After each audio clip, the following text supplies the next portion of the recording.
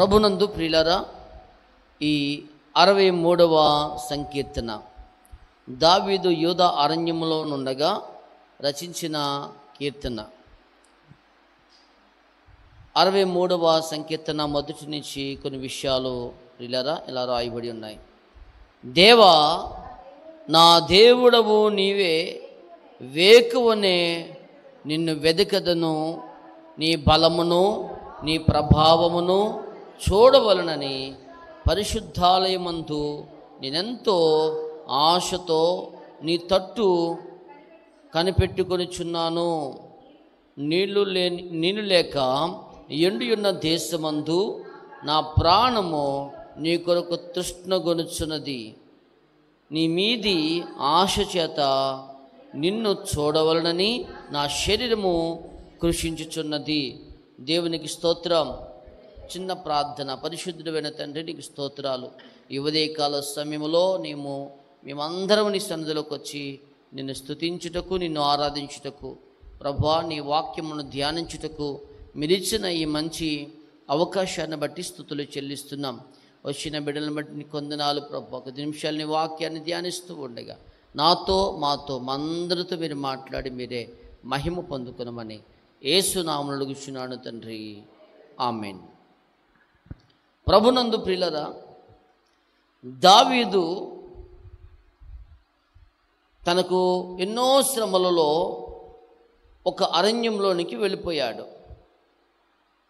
ఒకవేళ 2వ సమూయేలు 16, 16, 17 వచనాల్లోని అబషాలోము తరుముతూ ఉన్నప్పుడు అబషాలోము గురించి మరి తప్పించుకొని తిరుగుబాటు చేస్తున్నప్పుడు ఈ కీర్తన రాసి ఉంటాడు బహుశా అని కొంతమంది పండితుల యొక్క అభిప్రాయము.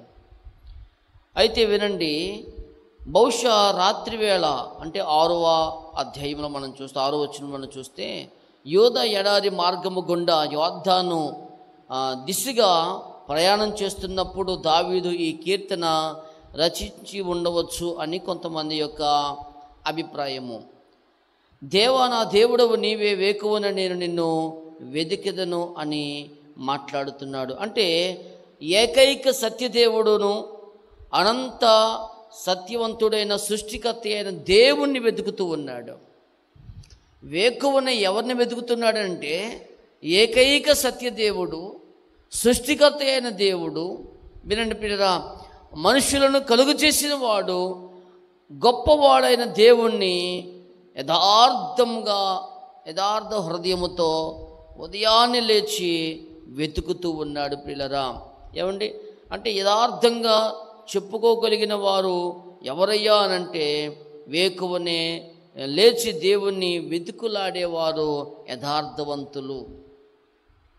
ఉదయాన్నే పీస్ఫుల్గా ఉంటుంది కనుక, ఎలాంటి శబ్దాలు ఉండవు కనుక, ఎలాంటి అల్లరి ఉండదు కనుక ఉదయాన్నే లేచి ఆ దేవాది దేవుణ్ణి స్మరిస్తూ స్తుతించినప్పుడు ప్రియులారా నీకు చక్కని ప్రార్థన నడిపింపు ఉంటుంది. అయితే ఉదయాన్నే దేవుణ్ణి వెతకాలా అంటే ఉదయాన్నే దేవుణ్ణి స్తుతించాలి. ఉదయాన్నే దేవుణ్ణి స్తుతించాలి అని అన్నప్పుడు చాలా అంశాలు ప్రియులారా, చాలామంది భక్తులు ఉదయాన్నే ప్రార్థన చేసిన ఏమంటే చరిత్రలు ఉన్నాయి. అంతేకాదు దావీదు ఉదయాన్నే వేకువనే లేచి అంటాడు. ఏమండి ఉదయాన్నే లేచి అంటాడు, నీ సన్నిధిలో అంటాడు, నీ ఎదుట అంటాడు, నీ ముందర అంటాడు ప్రియులరా. కనుక ఉదయాన్నే దేవుణ్ణి వెతికేటువంటి అలవాటు ఇది క్రైస్తవులకి ఉండవలసిన ఒక చక్కని అలవాటు ప్రియులరా. అందుకనే వేకువనే నేను నిన్ను వెతికెదను, నీ బలమును నీ ప్రభావమును చూడవలనని. వేకువని అంటే ఉదయాన్నే దేవుని సన్నిధిలో ప్రార్థన చేస్తూ ఉంటే ఏం పొందుకుంటామంటే ఆయన బలమును ఆయన ప్రభావమును మనము పొందుకుంటాం. ఆయన ముఖదర్శనమును చేసుకోగలుగుతాం. అందుకని యెషయా భక్తుడు ఇలా రాస్తాడు. యెషయా గ్రంథము 25:1 మనం చూస్తే అక్కడ యెషయా భక్తుడు రాస్తున్నాడు. యెషయా ఏమండి పెద్ద ప్రవక్త, ఒక అద్భుతమైన ప్రవక్త అయిన యెహోవా నీవే నా దేవుడవు, నేను నిన్ను ఏంటది నేను నిన్ను హెచ్చించెదను, నీ నామమును స్తుతించెదను. అమ్మ వింటున్నారా? ఎప్పుడు అంటే వేకువనే లేచి దేవా నీ నామమును హెచ్చించెదను అంటే ఆయన హెచ్చవలసి ఉంది. ఆయన నామము హెచ్చదగినది. వేకువనే లేచి మనం ఏం చేయాలి? ఇక్కడ ఉన్నారు మీరందరూ. ఏం చేయాలి? దేవుణ్ణి స్తుతించాలి, హెచ్చించాలి ఆయన నామాన్ని. దేవా ఉన్నతుడవు, అత్యున్నత సింహాసనంపై ఆసీనుడవైన వాడవు, స్తుతి నొందదగిన వాడవు, సృష్టికర్తవైన దేవుడు అని దేవుని నామాన్ని హెచ్చించాలి. ఆయన నామాన్ని కీర్తించాలి. దేవుడు మన జీవితంలో చేసిన వాటిని జ్ఞాపకం చేసుకోవాలి. ఆయన ఏమై ఉన్నాడో అది జ్ఞాపకం చేసుకోవాలి. వింటున్నారా? ఆయనను మన జీవితంలో మనకు చేసిన మేలులను జ్ఞాపకం చేసుకోవాలి. ఆయన ఏమై ఉన్నాడో జ్ఞాపకం చేసుకోవాలి. ఏమై ఉన్నాడు? దేవుడు సృష్టికర్త అయి ఉన్నాడు, సృజించిన వాడిగా ఉన్నాడు, సర్వలోకానికి చక్రవర్తి అయి ఉన్నాడు, నోటి మాట ద్వారా ఈ సర్వ సృష్టిని కలుగు చేశాడు. కనుక ఆయనను మనము ఏం చేయాలి? స్తుతించాలి. పక్షులు పొద్దున్నే స్తుతిస్తుంటాయి, ప్రకృతి దేవుణ్ణి స్తుతిస్తున్నాయి. వింటున్నారా? ప్రకృతి స్తుతిస్తూ ఉంది, కానీ మనుషులమైన మనమే స్తుతించలేకపోతున్నాం, బద్ధకస్తులమైపోతున్నాం. కనుక స్తుతించే విషయంలో ఆసక్తి కలిగిన వారిగా ఉండాలి. ఏమండి? ఆయనను ఆరాధించే విషయంలో మనం ఆసక్తి కలిగిన వారు ఉండాలి. ఆర్కరేవల అవతల రాత్రి కుమారదేవం అనేటువంటి ప్రాంతంలో ఒక చర్చిలో వాకింగ్ చెప్పడానికి వెళ్ళాం. ఏమండి? రాత్రి 11 గంటల దాకా వారు వాక్యం విన్నారు. ఏమండి? ఆలోచన చేయండి. అక్కడి నుంచి వచ్చి ఇంటికి వచ్చి పడుకున్నప్పుడు 2 అయ్యింది. మళ్ళీ ఉదయాన్నే 4:30కి లేవాలి. ఆసక్తి ఉండాలి. ఆసక్తి విషయమై మీరు మాంద్యులు కాక అంటాడు. రోమపత్రిక 12:11 అంటాడు, ఆసక్తి విషయంలో మాంద్యులు కాక అంటే బద్ధకస్తులుగా ఉండకండి. దేవుని స్తుతించే విషయంలో ఆసక్తి చూపించాలి, ప్రార్థించే విషయంలో ఆసక్తి చూపించాలి, వాక్యం వినే విషయంలో ఆసక్తి చూపించాలి, వాక్యం కొరకు ఆసక్తి చూపించాలి. కనుక ఆసక్తి కలిగిన వారిగా ఉండాలి. మొదట్లో ఉండే ఆసక్తి లాస్ట్లో ఉండదు. వింటున్నారా? మొదట్లో ఉండే ప్రేమ లాస్ట్లో ఉండదు.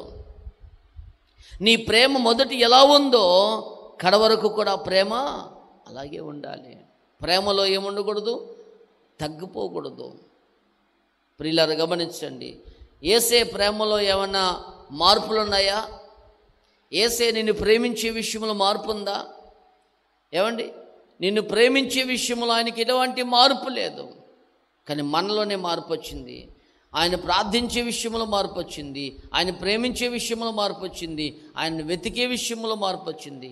కానీ ఆయన ఎప్పుడు నీ వైపు 2 చేతులు చాచి నేను చూస్తూనే ఉన్నాడు. అందుకే రక్షింపనేరక ఉండినట్లు యెహోవా హస్తము కురుచి కాలేదు, విననేరక ఉన్నట్లు ఆయన చెవులు మందము కాలేదు. మీరు చేసిన దోషములే నీకును ఆయనకును అడ్డముగా వచ్చేసినాయి. మనమే పాపము చేసి దోషము చేసి దేవునికి దూరం అయిపోతున్నామే తప్ప దేవుడు ఎప్పుడు దూరం కాలేదు. ఆయన ప్రేమిస్తున్నాడు ప్రియులరా. అందుకని అంటాడు, వేకువని లేచి నిన్ను వెతికదనయ్యా. ఏం వెతకాలో తెలుసా? ఏమండి? చాలామంది ఫోన్ వెతుకుతూ ఇంకా ఎవరైనా మెసేజ్లు పెట్టాడమని చూస్తారు. అది కాదు నువ్వు వెతకాల్సింది. మోకాళ్ళేసి దైవ దర్శనమును కొరకు దేవుని స్తుతిస్తూ ఆయనను వెతికేవారిగా ఉండాలి. ఏమండి? ఉదయాన్నే లేచి ఏమండి వినండి, టీ వెతుక్కుంటారు, ఎక్కడ టీ కొట్లు ఉన్నాయా అని. వెతకాల్సిన టీ కొట్లు కాదు, దేవుని సన్నిధిలో మోకరించి ప్రార్థన చేసి ప్రభుని వెతకాలి.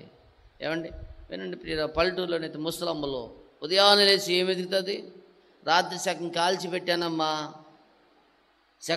పెట్టానమ్మా అందుకే ఎంత ఉంటుంది సగం మొక్క. ఏమండి? సిగరెట్లు వెతికేవారు, ఏమండి ఆ పనికి మాలిన వాటిని వెతికేవాళ్ళు చాలామంది.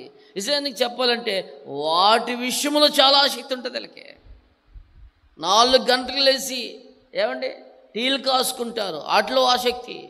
4 గంటలు లేచి హోటల్కి పరిగెడుతుంటారు, వాటిలో ఆసక్తి. ఏమండి అనవసరమైన వాటి కొరకు ఆసక్తి చూపిస్తావు, అవసరమైన వాటినేమో ఏమంటే నిర్లక్ష్యం చేస్తాము. నీ బ్రతుకును మార్చేది, నీ జీవితాలకు ఉన్నతమైన స్థితికి తీసుకువెళ్ళేది, ప్రమాదం నుంచి తప్పించేది, నిన్ను ఆశీర్వదించేటువంటిది దేవుని సన్నిధి. దేవుణ్ణి వెతికే విషయమేమో నిర్లక్ష్యం చేస్తావు. ఏమంటే లేచిపోతావు, పరుగున వెళ్ళిపోతానంటావు. ఎక్కడికి? లైన్కి వెళ్ళిపోవాలి. 4 గంటలు లేచిపోయావు, 4:30 లేచిపోయావు, కంగారు రెడీ అయిపోయావు. ఏమండి స్పీడ్గా వెళ్ళిపోతావు ఊరికి. ఏమి ఉపయోగం? మొదట నువ్వు చేయవలసిన పని ఏంటి? దేవుని సన్నిధిని వెతుకు, దేవుణ్ణి స్తుతించు, దేవుణ్ణి ఆరాధించు. రైట్, మంచిదే. 4 గంటలకు వ్యాపారానికి వెళ్ళాలి, 3 గంటలకు లేచి ఒక అరగంట దేవుని సన్నిధిలో స్తుతించు. దేవునికి ఒక అరగంట ప్రార్థన ఇవ్వి, దేవుని సన్నిధిలో దేవుని ఆరాధించు, దేవుని మహిమపరచు. అప్పుడు కదా నీ చేతుల కష్టచితాన్ని దేవుడు ఆశీర్వదిస్తాడు. అప్పుడు కదా నీ ప్రయాణాలను సుఖవంతంగా దేవుడు క్షమాన్నిస్తాడు. నువ్వు మొదట చేయవలసింది ఏంటో తెలుసా? దేవుని స్తుతించుడు. అందుకే అంటాడు ఆయన, మొదట నా నీతిని, నా రాజ్యమును వెతుకు, అప్పుడు ఏం కావాలో వాటన్నిటినీ నీకు ఇస్తానంటున్నాడు. దేవునికి స్తోత్రం, హల్లెలూయా. మొదట ఆయన నీతిని, ఆయన రాజ్యాన్ని వెతకాలి. దావీదు దేవుణ్ణి వేకువనే లేచి, వింటున్నారా? రాజండి, ఎప్పుడు లేచిన ఎవరు అడిగేవారు లేరు, కానీ ఒక భయం, అమ్మో నా దేవుడు ఏమంటాడో. ఎవరికి భయపడుతున్నారు? దేవునికి భయపడుతున్నాడు రాజు. వినండి ప్రియులారా, 1000 మందిని సంహరించి అనేక మంది రాజులను మట్టుపెట్టినటువంటి మహాబలవంతుడు అయిన దావీదు వేకువనే లేచి దేవుణ్ణి స్తుతిస్తున్నాడు. దైవ భయము కలిగిన వాడు గనుకనే అంతగా దీవించబడ్డాడు, అంతగా ఆశీర్వదించబడ్డాడు. ఈరోజు మనకి ఏం లేదు తెలుసా? దేవుని భయం లేదు. చాలామందికి దేవుని భయం లేదు. నా ప్రియమైన వాళ్ళరా, దేవునికి భయపడనంత వరకు నీ జీవితంలో శ్రమలు, సమస్యలు, ఇబ్బందులు, ఇరుకులు ఎదురవుతూనే ఉంటాయి. వాటన్నిటి నుంచి విడుదల పొందాలి అని అంటే నువ్వు దేవుని సన్నిధిలో దేవుని స్తుతించేవారిగా ఉండాలి, దేవుని వెతికేవారిగా, దేవుని మహిమపరిచేవారిగా ఉండాలి. దావీదు దేవుణ్ణి వెతుకుతున్నాడు, పరిశుద్ధాలయం వైపు ఏమైనా చేతులు ఎత్తుతున్నాడు. నేను ఎంతో ఆశతో కనిపెట్టుకొనిచున్నాను, నీళ్లు లేక ఎండి ఉన్న దేశమందు నా ప్రాణము నీ కొరకు తృష్ణ గొరుచున్నది అంటున్నాడు. అంటే ఏమంటే 3వ వచనం నుంచి మనం చూడొచ్చు, అక్కడ దప్పికను తీర్చాడు నా దేవుడు అని. ఏమంటే కోరహు కుమారులు రాస్తారు కదా, దుప్పి నీటి వాగుల కొరకు ఆశపడినట్లుగా దేవా నీ కొరకు నా ప్రాణము ఆశపడుచున్నది అంటాడు. అదే దప్పిక ఏమండి ఇక్కడ దావీదులో కనబడుతుంది. నీళ్లు లేక ఎండి ఉన్న దేశమందు నా ప్రాణము నీ కొరకు తృష్ణగొనుచున్నది. మంచి దావతలో ఏమండి ఎడారులో లేకపోతే మంచి ఎండలో వెళ్తున్నప్పుడు గుక్కడి నీళ్ళు ఇస్తే నీకు ఎలా ఉంటుంది?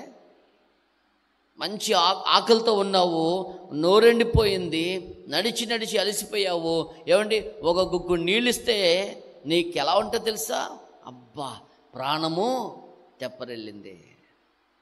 వినండి నా ప్రియమైన వాళ్ళరా, కనుక దేవుణ్ణి స్తుతించే విషయంలో బహు శ్రద్ధ చూపించాలి. ఏమండి దేవుని స్తుతిస్తున్నాడట, తృష్ణ గురించినదంటాడు. అంటాడు కదా 3వ వచనంలోని, నీ కృప జీవము కంటే ఉత్తమము, నా పెదవులు నేను స్తుతించును, నా మంచం మీద నేను జ్ఞాపకం చేసుకుంటున్నాను, రాత్రి జామునందు నేను ధ్యానించినప్పుడు క్రొవ్వు మెదడు దొరికినట్లుగా నాకు దొరికిన. ఎప్పుడు ధ్యానిస్తున్నాడట? పడుకుని మంచం మీద కూడా దేవుని వాక్యమే ధ్యానిస్తాడు. దేవా ఎంత గొప్పడు నువ్వు, ఎంత మంచి దేవుడువు, ఎంత మహా గొప్ప కార్యాలు చేసావు ధ్యానిస్తున్నాడట. ఆ ధ్యానించగలుగుతున్నావా నువ్వు? వాక్యాన్ని ధ్యానించేవారిగా, వాక్యాన్ని ప్రేమించాడు, వాక్యాన్ని ధ్యానిస్తున్నాడు, మంచం మీద పడుకొని కూడా ఏమంటే దేవుని వాక్యాన్ని ధ్యానిస్తున్నాడు. క్రొవ్వు మెదడు దొరికినట్టుగా నాకు సంతోషపడిపోతున్నాడు, తృప్తి పొందుతున్నాడు. ఈరోజు దేవుని వాక్యం నీ దగ్గర ఉంది, కానీ వాక్యం చదవు, నిర్లక్ష్యం. వాక్యం వినవు, వాక్యం చదవు, వాక్యాన్ని ధ్యానించవు. కానీ దావీదు చదువుతున్నాడు, ధ్యానిస్తున్నాడు, పండుకొని కూడా ధ్యానిస్తున్నాడండి. ఇది అండి ప్రేమించడం అంటే. కనుక వినండి, దేవుని స్తుతించేవారిగా ఉండాలి, దేవుని ఆరాధించేవారిగా ఉండాలి. అలా ఉన్నప్పుడు 7వ వచనం అంటాడు కదా, నీవు నాకు సహాయకుడు అయి ఉంటివి, నీ రెక్కల చాటున శరణు తెచ్చి ఉత్సాహధ్వని చేసేదను, నా ప్రాణము నిన్ను అంటి వెంబడించుచున్నది, నీ కుడి చెయ్యి నన్ను ఆదుకొనును. దేవునికి స్తోత్రం కలుగునుగాక. కనుక దేవుని స్తుతించేటప్పుడు దేవుడు ప్రియులరా నిన్ను కాపాడుతాడు, నిన్ను రక్షిస్తాడు, నిన్ను బలపరుస్తాడు, నిన్ను ఆశీర్వదిస్తాడు. ఇలా చెప్పుకపోతే అనేకమైన విషయాలు ప్రియులరా దావీదు జీవితంలో పొందుకున్నాడు. వీటన్నిటికీ కారణము దావీదు దేవుణ్ణి ప్రేమిస్తున్నాడు. దప్పిక వినండి ప్రియులరా, దప్పిక కొనిన ఆత్మ దేవుని యొద్ద తృప్తి పొందుచున్నది. మరొకసారి చెప్తున్నాను, ఈ శీర్షికలోని లేక 23వ సంకీర్తనలోని దప్పికతో ఉంది ఈ ఆత్మ. దావీదు ఆత్మ దప్పికతో ఉంది. ఏమండి, దప్పికతో ఉన్న ఆత్మ దేవుని యొద్దకు వచ్చి తృప్తి పొంది ఉన్నది. ఈ ఉదయకాల సమయం నీ దప్పిక ఏంటి? నీ దాహం ఏంటి? నీ కష్టం ఏంటి? నీకున్న అవసరత ఏంటి? నీ దప్పిక తీరాలి అని అంటే, నీ దాహం తీరాలి అని అంటే, నీ ఆశలన్నీ తీరాలి అని అంటే, ఇదిగో జీవజలమైన యేసు దగ్గరికి రా. యేసే నీ దాహం తీరుస్తాడు, యేసే నీ దప్పిక తీరుస్తాడు, యేసే నీ అవసరాలు తీరుస్తాడు. దావీదు యేసు దగ్గరికి వచ్చాడు, దావీదు జీవజలం దగ్గరికి వచ్చాడు, దావీదు దప్పిక తీర్చే సృష్టికర్త అయిన దేవుణ్ణి వెతుకుతున్నాడు. దప్పిక తీరింది. నీ దాహం తీర్చుకుంటావా? నీ దప్పిక తీర్చుకుంటావా?